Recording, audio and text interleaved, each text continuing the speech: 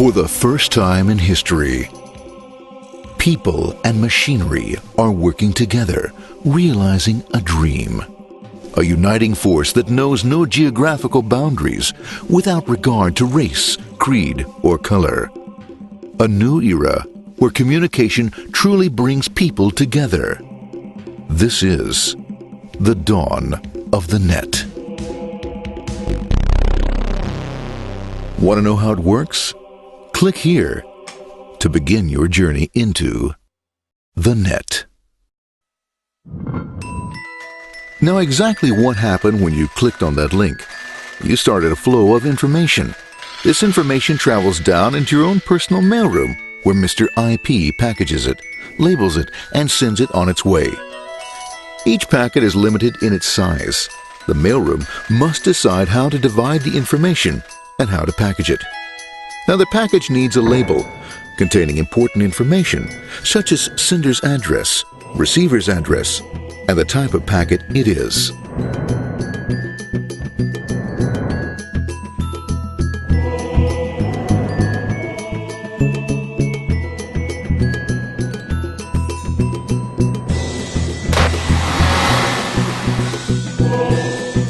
Because this particular packet is going out onto the internet, it also gets an address for the proxy server, which has a special function, as we'll see later. The packet is now launched onto your local area network, or LAN. This network is used to connect all the local computers, routers, printers, etc. for information exchange within the physical walls of the building. The LAN is a pretty uncontrolled place, and unfortunately, accidents can happen.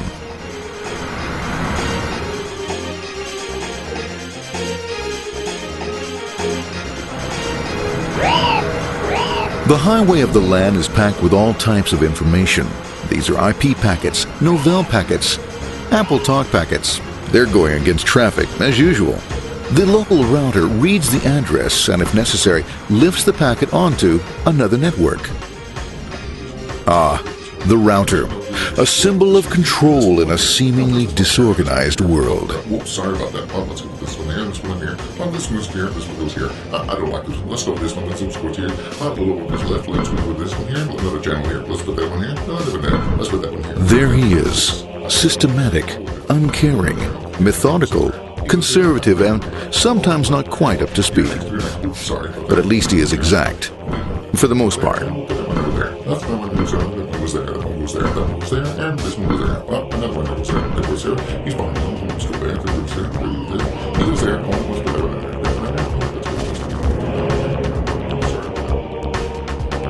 there. As the packets leave the router, they make their way into the corporate intranet and head for the router switch.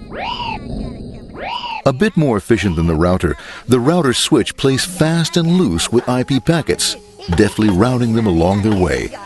A digital pinball wizard, if you will. Here we go, here comes another one, and it's another. Watch this, Mom. Here goes, whoop, we're on the back. Hey, in there, over the left, over the right, over the left, over the right. You got it, here it comes, right on, he shoots, he scores, it's going. Hey, wait, here, watch out, here comes another one. Oh, here we go, and it's gone,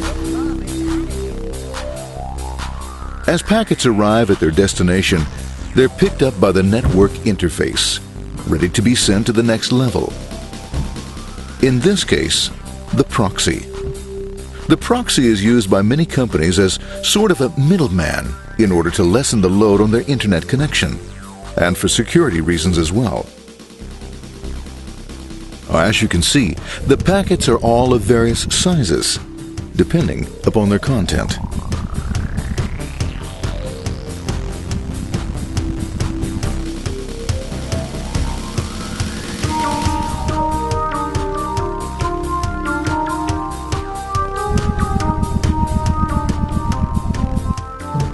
The proxy opens the packet and looks for the web address or URL. Depending upon whether the address is acceptable, the packet is sent on to the internet.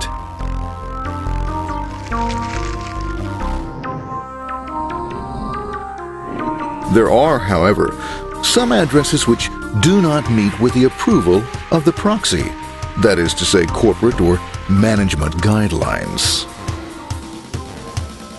these are summarily dealt with. We'll have none of that. For those who make it, it's on the road again.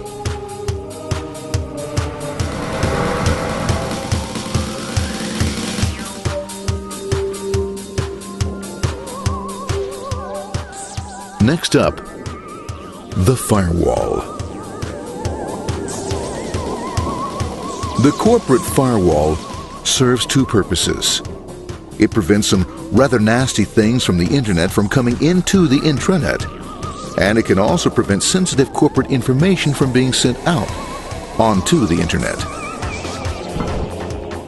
Once through the firewall, a router picks up the packet and places it onto a much narrower road, or bandwidth, as we say. Obviously, the road is not broad enough to take them all. Now you might wonder what happens to all those packets which don't make it along the way. Well, when Mr. IP doesn't receive an acknowledgement that a packet has been received in due time, he simply sends a replacement packet. We are now ready to enter the world of the Internet. A spider web of interconnected networks which span our entire globe. Here, routers and switches establish links between networks. Now, the net is an entirely different environment than you'll find within the protected walls of your LAN. Out here, it's the Wild West. Plenty of space, plenty of opportunities, plenty of things to explore and places to go. Thanks to very little control and regulation, new ideas find fertile soil to push the envelope of their possibilities. But because of this freedom, certain dangers also lurk. You'll never know when you'll meet the dreaded ping of death. A special version of a normal request ping, which some idiot thought up to mess up unsuspecting hosts. The paths our packets take may be via satellite, telephone lines, wireless, or even transoceanic cable. They don't always take the fastest or shortest routes possible, but they will get there. Eventually. Maybe that's why it's sometimes called the worldwide wait. But when everything is working smoothly, you can circumvent the globe 5 times over at the drop of a hat. Literally. And all for the cost of a local call or less. Near the end of our destination, we'll find another firewall. Depending upon your perspective as a data packet, the firewall could be a bastion of security or a dreaded adversary. It all depends on which side you're on and what your intentions are. The firewall is designed to let in only those packets that meet its criteria. This firewall is operating on ports 80 and 25. All attempts to enter through other ports are closed for business.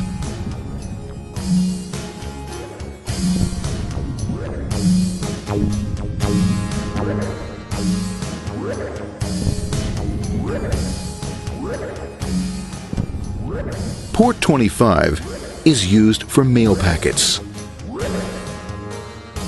while Port 80 is the entrance for packets from the Internet to the web server. Inside the firewall, packets are screened more thoroughly. Some packets make it easily through customs, while others look just a bit dubious. Now, the firewall officer is not easily fooled, such as when this ping of death packet tries to disguise itself as a normal ping packet. It's okay, go on, it's okay, no problem. Have a nice day, be out of here, bye. For those packets lucky enough to make it this far, the journey is almost over. It's just a lineup on the interface to be taken up into the web server. Nowadays, a web server can run on many things, from a mainframe to a webcam to the computer on your desk. Or why not your refrigerator? With a proper setup, you can find out if you have the makings for chicken cacciatore or if you have to go shopping. Remember, this is the dawn of the net. Almost anything's possible. One by one, the packets are received, opened, and unpacked. The information they contain, that is, your request for information, is sent on to the web server application.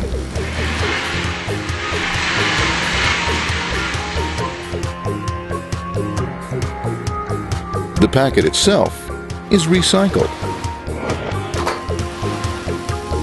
ready to be used again, and filled with your requested information.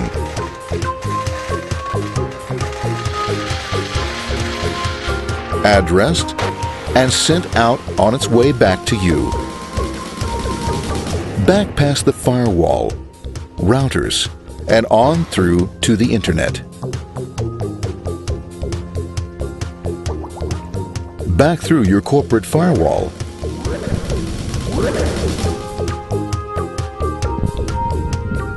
And onto your interface. Ready to supply your web browser with the information you requested.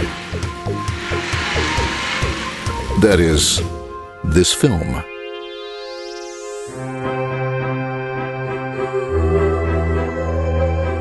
Pleased with their efforts and trusting in a better world, our trusty data packets ride off blissfully into the sunset of another day, knowing fully they have served their masters well. Now, isn't that a happy ending?